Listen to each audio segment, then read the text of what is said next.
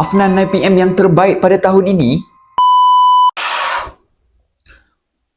Wow, look at this guys. Afnan baru saja mengeluarkan perfume yang terbaru iaitu Afnan 9pm Night Out. Of course, this perfume is gonna be hype for this year. Macam biasa guys, aku dapat perfume ni daripada El Arab tau guys. So make sure kalau kata korang nak beli, ada stiker hologram yang macam ni. Maklumlah, sekarang ni terlampau banyak sangat perfume yang tak autentik. Actually, this perfume baru je sampai dekat Malaysia tau. So make sure korang tengok video ni sampai habis. Dari segi design botol, sangat menarik. Didatangkan dengan botol yang berwarna hitam, cap yang solid dan ada juga dekat botol ni dia macam ada corak marble. Jom kita tengok macam mana bau dia.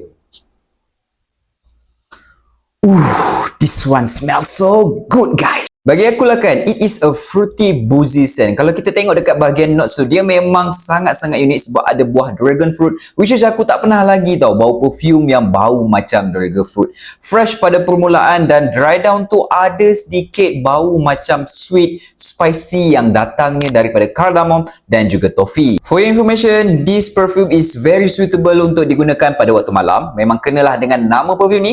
As you can see here, Afnan 9pm Night Out. If you are looking for something yang dominant, unique and also loud, Afnan 9pm Night Out merupakan perfume yang paling mudah untuk digunakan pada malam hari. Selamat mencuba!